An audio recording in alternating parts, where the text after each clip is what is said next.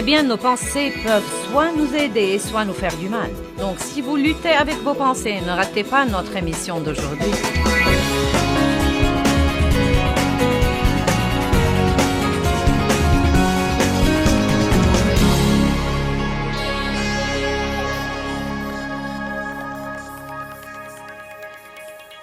Que tout le monde dise « Je ne cache rien à Dieu ».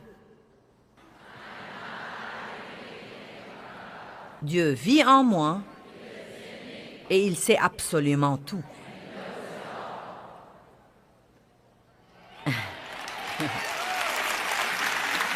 Maintenant,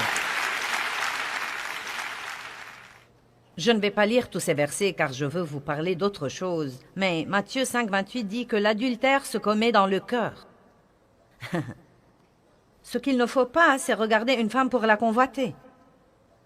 Et je vous dis un mot là pendant que j'y suis. Toute cette pornographie absurde qui a lieu aujourd'hui, non mais c'est un piège du diable et vous feriez mieux de la fuir comme fuir la peste. Vous croyez que vous êtes à l'abri tant que vous regardez tout simplement et que vous ne touchez pas.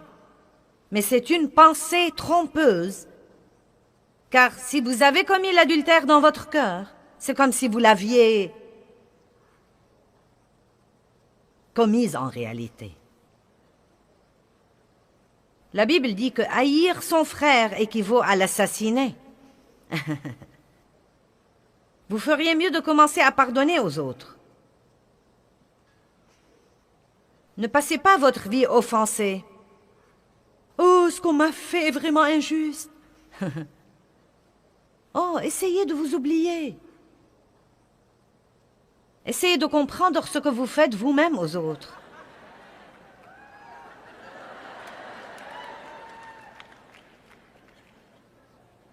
Et rendez-vous service et pardonnez aux autres. Il ne s'agit même pas... Dieu ne vous dit même pas que vous rendez un grand service à vos ennemis en leur pardonnant. Il se fiche pas mal du fait que vous soyez fâchés.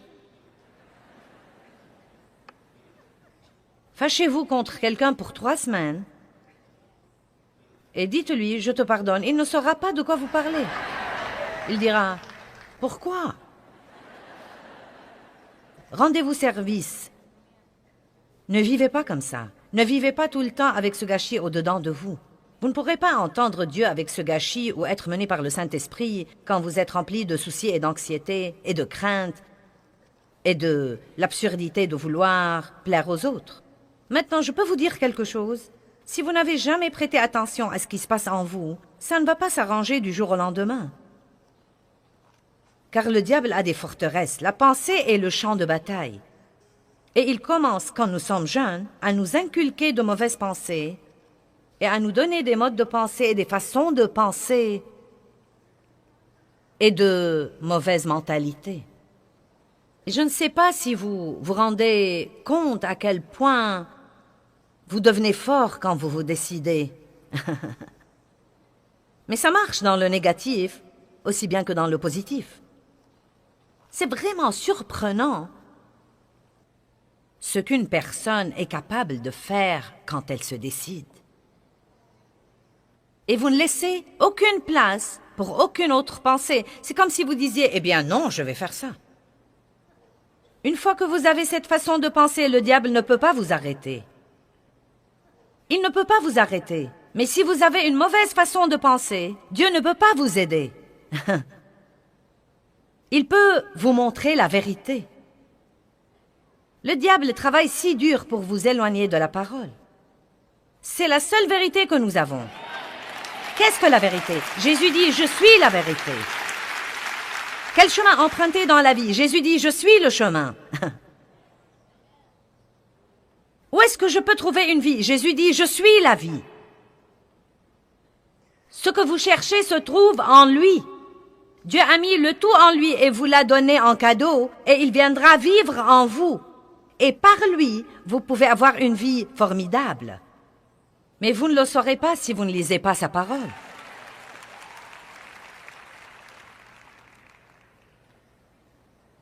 Je vous expliquerai quelques points à ce sujet dans un moment, car j'apprends tout le temps pourquoi les gens ont du mal à étudier la parole. Regardons Genèse 4. Genèse 4, 1. Adam connut Ève, sa femme, elle conçut et enfanta Caïn, et elle dit, « J'ai formé un homme avec l'aide de l'Éternel. » Ensuite, elle enfanta encore son frère Abel. Abel faisait paître les moutons, mais Caïn cultivait la terre. Maintenant, la Bible ne dit pas ceci, mais d'après ce qui arrive dans les versets d'après, ça ne me surprendrait pas qu'il y ait un problème qui couvait déjà juste parce qu'ils étaient différents. Nous pouvons avoir des difficultés avec les gens juste parce qu'ils ne sont pas comme nous. Et au bout de quelque temps, Caïn fit à l'Éternel une offrande des fruits de la terre, et Abel apporta des premiers-nés de son troupeau et de leur graisse. Et l'Éternel eut égard à Abel et à son offrande, mais à Caïn et à son offrande, il n'eut pas égard. Donc, Dieu a aimé l'offrande d'Abel parce qu'il avait donné ce qu'il avait de mieux. Dieu n'a pas aimé l'offrande de Caïn, et il le lui a dit. Et la réaction de Caïn était de s'irriter et de s'indigner et de s'attrister et de se déprimer. Bon, quand Dieu vous corrige, vous réagissez de deux façons. Vous pouvez soit vous irriter, vous attrister et vous déprimer, soit dire « Merci Seigneur de me l'avoir montré et je veux certainement être tout ce que tu veux que je sois et donc, s'il te plaît, pardonne-moi et change-moi. » C'est ce que vous devez faire. Vous ne devez même pas changer. Accordez-vous avec Dieu et demeurez dans la parole, et il vous changera. Et l'Éternel dit à Caïn, « Pourquoi es-tu irrité? Et pourquoi es-tu triste et déprimé et abattu? » C'est le verset 6, Genèse 4, 6. Faites attention au verset 7. « Si tu fais bien, ne seras-tu pas agréé? Et si tu ne fais pas bien, le péché est couché à la porte, et son désir sera tourné vers toi. » Écoutez les mots d'après. « Mais toi, tu dois le dominer. » Il dit, tu dois le dominer. Nous allons prêcher ce week-end sur le péché. Pourquoi est-ce que vous n'acclamez pas? Si j'avais dit sur la prospérité, vous auriez tous acclamé. Si j'avais dit sur les miracles, vous auriez tous acclamé. Et nous allons prêcher sur le péché parce que c'est un problème. Et il y a trop de gens qui vivent n'importe comment et ne s'occupent pas des trucs dont ils devraient s'occuper. Dieu les convainc. Et ils s'irritent. Exactement comme Caïn. Dieu a dit à Caïn, le diable te poursuit. Et tu dois le dominer. Caïn avait une occasion là. Il aurait pu y avoir un renversement de la situation. Verset 8. Et Caïn dit à son frère, « Allons au champ. » Et lorsqu'ils furent au champ, Caïn attaqua son frère Abel et le tua. Vous connaissez l'histoire. Et il s'est retrouvé avec une malédiction sur sa vie, etc. Mais le problème a commencé, non pas lorsque Caïn s'est réveillé un jour et a décidé de tuer son frère. Il a commencé bien avant, des mois et peut-être même des années auparavant avec une mauvaise attitude, avec de mauvaises pensées et de mauvaises attitudes, avec la jalousie et la comparaison et la rivalité et la colère et l'amertume et le ressentiment et le non-pardon. Et qui sait, peut-être qu'il avait souri à son frère à la maison. Non mais vous pouvez aller à l'église et dire « Le Seigneur soit loué, frère. Alléluia, sœur. Oh, Jésus, il est si bon. » Et vous pensez, je ne peux pas te sentir. Et c'est le chapeau le plus idiot que j'ai jamais vu de ma vie. Et vous lui dites, oh, sœur, j'adore ton chapeau. Vous savez de quoi je parle.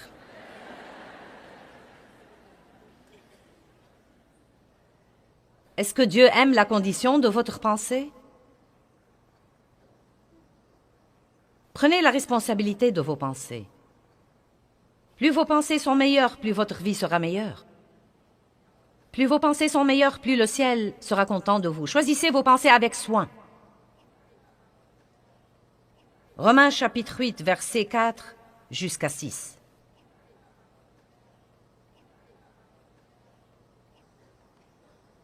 Afin que la justice de la loi fût accomplie en nous, qui marchons non pas selon la chair, mais selon l'esprit, nos vies étant gouvernées non pas selon les normes et les lois de la chair, mais selon l'esprit. Donc il dit que nous sommes censés marcher selon l'esprit et non pas selon la chair. Nous avons tous une chair. Il y a une nature de péché qui est là, mais si nous marchons selon l'esprit, nous n'accomplirons pas les désirs de la chair. Donc nous devons écouter Dieu et non pas nous écouter. Écoutez Dieu et non pas les gens. Car ceux qui vivent selon la chair et sont contrôlés par ses désirs impies pensent toujours aux choses qui font plaisir à la chair et les recherchent. Laissez-moi vous l'illustrer pour que nous puissions tous comprendre. Bien, Dieu m'a dit que je devais me remettre en forme et perdre du poids et faire de l'exercice. Bien, donc, je me conforme le lundi et tout va bien. Maintenant, je feuillette un magazine et je vois la photo d'une glace. Ouh! Je commence à penser à cette glace au caramel. Je pense seulement à cette glace au caramel. Peu de temps après, je recherche cette glace au caramel. Je pourrais monter dans ma voiture et aller à la poursuite de cette glace au caramel. Mais en réalité, ça a commencé parce que j'ai pensé à cette glace. Si vous pensez à la manière dont quelqu'un vous a fait du mal et vous a blessé, vous finirez par l'extérioriser quand vous le verrez. Si vous pensez à ce que vous n'avez pas dans la vie et à ce que les autres ont et que vous croyez que vous devriez avoir, vous serez mécontent. Et même si vous allez à l'église plusieurs fois par semaine, Dieu ne sera pas content de votre attitude. Amen. Il s'agit de ce qui se passe en nous. Pensez aux choses d'en haut et non pas à celles qui sont sur la terre. Pensez toujours à ce que la Bible vous dit de faire. La Bible dit que si nous méditons la parole de Dieu jour et nuit, nous l'observerons et nous commencerons à agir selon tout ce qui y est écrit. La parole est si précieuse. C'est important que vous étudiez la parole de Dieu vous-même. C'est formidable d'écouter les autres prêcher. Je suis content que vous soyez venus et que vous preniez des notes, mais j'espère que vous allez rentrer chez vous et chercher vous-même tous ces versets et les étudier, car c'est en étudiant les choses maintes et maintes fois qu'elles s'enracinent en nous. Maintenant, pourquoi croyez-vous que les gens ont vraiment du mal à faire ça? Pourquoi? Je crois qu'il y a plusieurs raisons. 1, manque de discipline. 2, les occupations de la vie. Soyez francs, même avant que les gens n'aient toutes ces occupations, je crois qu'ils avaient toujours des problèmes. Et évidemment, il y a une grande attaque de l'ennemi. Il ne veut pas que vous demeuriez dans la parole, car si vous commencez à l'étudier, vous commencerez à voir ce qui ne va pas chez vous. Et l'ennemi ne veut pas que vous voyiez ça. Est-ce que je peux avoir mon truc?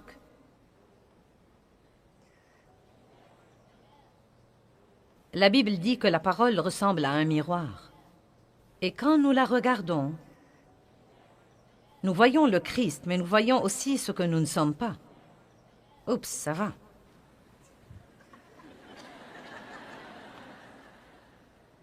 Maintenant, vous voyez? Si je ne me regarde pas dans le miroir... Quoi, vous n'aimez pas ma tenue? Si je ne m'y regarde pas...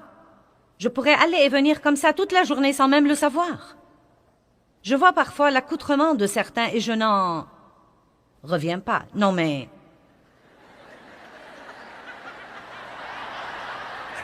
Non mais je pense... Vous ne vous regardez pas dans un miroir avant de sortir? Je ne veux pas être impoli, mais je vois une certaine femme chrétienne, peut-être même à l'église et... la moitié de sa poitrine qui traîne et je suis comme... c'est incroyable, vous ne vous regardez même pas dans le miroir? La parole ressemble à un miroir. Eh bien, donc, je regarde la parole, et je vois ce que je suis censé être, et je vois ce que je ne suis pas, et ce n'est pas pour la condamnation. C'est juste pour me dire, oh, je crois que je devrais me nettoyer. Maintenant, je peux enlever ceci et dire, oh oui, c'est beaucoup mieux comme ça.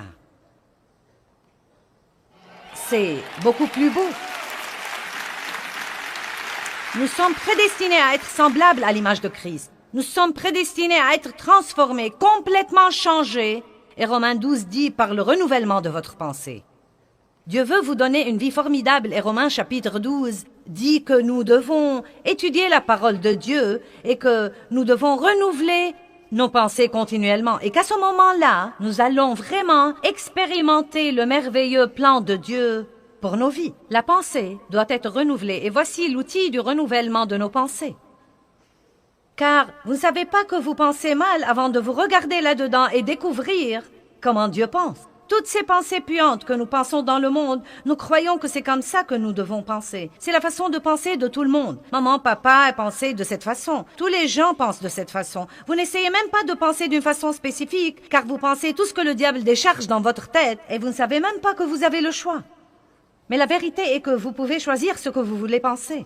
Maintenant, il faut un peu d'exercice, il faut un petit effort, mais vous pouvez choisir ce que vous voulez penser. 2 Corinthiens 3 dit que si nous demeurons dans la parole de Dieu, nous verrons l'image de Christ là-dedans et que nous serons transformés en la même image de gloire en gloire en gloire.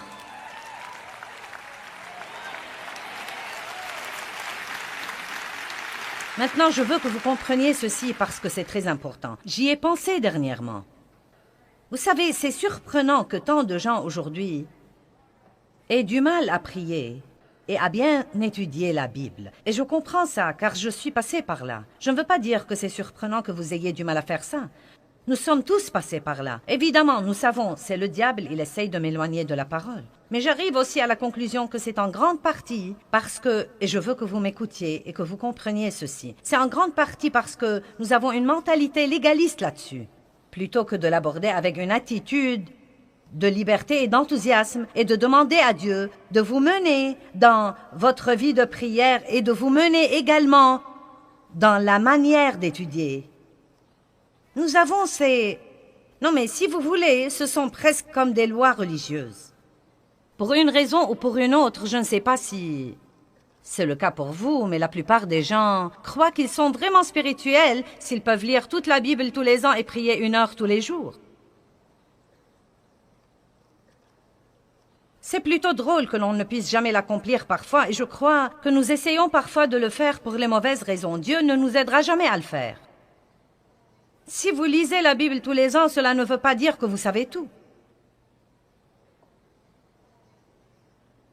Amen? Mais oh, nous sommes fiers. Oui, monsieur, nous sommes fiers et nous le racontons à certains. Nous veillons à ce qu'ils sachent que nous l'avons fait. Mais vous voyez, Dieu ne s'intéresse pas à la quantité, il s'intéresse à la qualité. Et la vérité est que vous pouvez lire un livre entier, tout le livre de Matthieu et ne rien comprendre.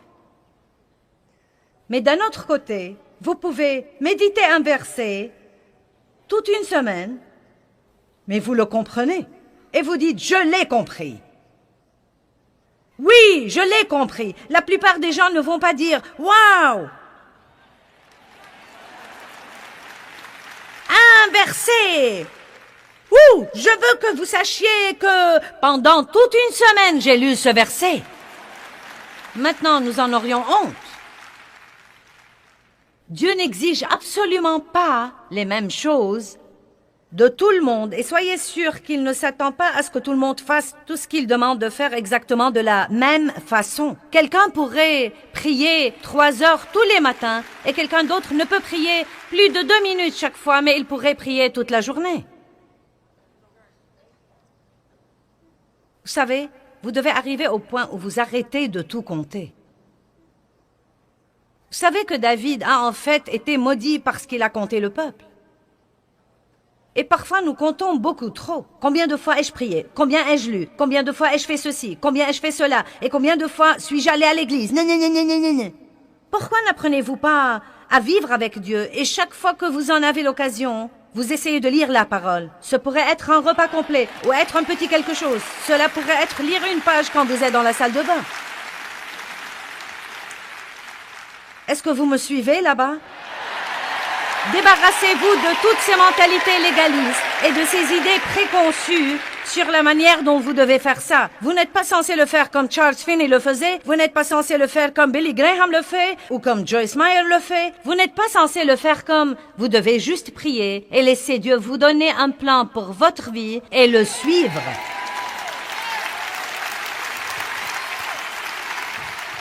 J'ai décidé qu'il devrait y avoir quelque chose qui ne va pas pour que tant de gens luttent sur ce plan. Et je sais que ce sont de braves gens qui veulent faire ça. Mais c'est une lutte, une lutte, une lutte. Et nous disons toujours, si vous n'avez pas de temps pour Dieu à ce moment-là, je crois tout ça. Je crois que nous devons donner à Dieu la priorité dans notre temps. Et je sais que ça demande de la discipline, et ça demande du travail, et que ça demande du dévouement. Mais je crois vraiment que vous devez être menés par le Saint-Esprit.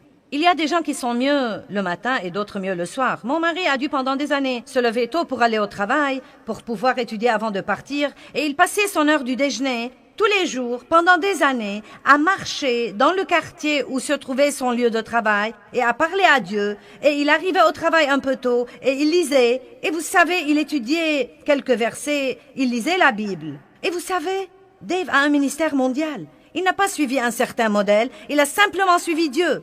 Or moi, j'étudie beaucoup, mais Dieu m'a appelée à être enseignante. Et donc, il m'a donné le don et la capacité de faire ça. J'aime beaucoup ça. Je suis passionnée de ça. Si je peux avoir toute une journée pour étudier, c'est comme si j'étais déjà au ciel. Je ne peux pas du tout m'attendre à ce que tout le monde fasse tout exactement comme moi, car vous avez peut-être le don de l'encouragement et que vous passez votre journée à encourager les gens que j'ai renversés en essayant de bâtir mon ministère. Je ne sais pas.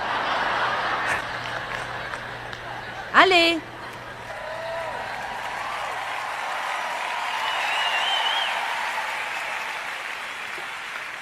Maintenant, voilà ce qui arrive.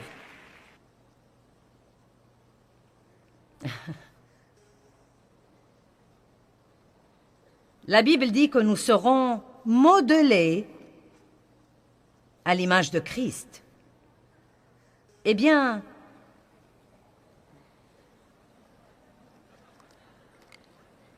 j'ai là ma pâte à modeler. C'est vous et moi.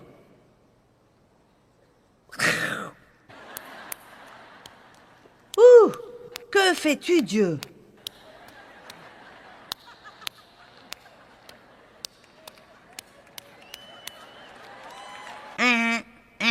Bien, le voilà. C'est un exemple épouvantable, mais nous allons prétendre que c'est Jésus. Bien, regardez. Maintenant, c'est parti. Vous recevez le salut. Vous êtes régénérés. Vous êtes régénérés. Je reçois le Christ comme mon sauveur. Ouh! Le voilà au milieu de moi. Maintenant. Mince alors. Ouh! Maintenant, je commence à lire la parole.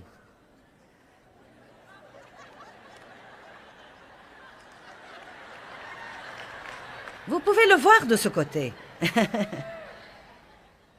Une très bonne vue d'ici, mais personne d'autre ne peut vraiment juger. Tu as un travail, Joyce?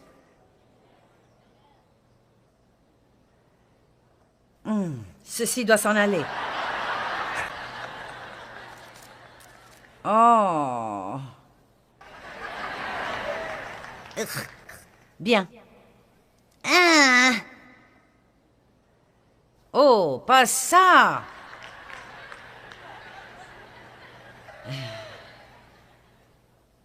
Et chacune de ces choses peut prendre 20 tours autour de la montagne dans environ 10 ans.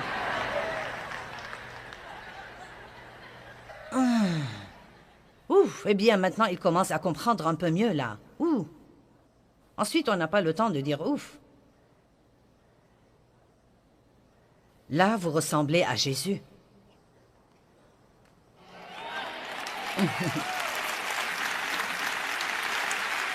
Laissez la parole de Dieu renouveler votre pensée.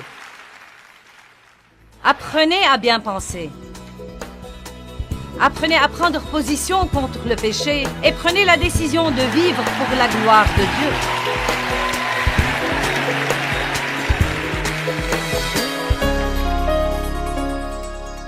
Eh bien, là où la pensée va, l'homme suivra. Et cela veut dire en fait la chose à laquelle je pense aujourd'hui. Je verrai tous ces résultats dans ma vie demain. Nous devons donc veiller toujours à avoir des pensées qui nous profiteraient et non pas des pensées qui rendraient notre vie pire.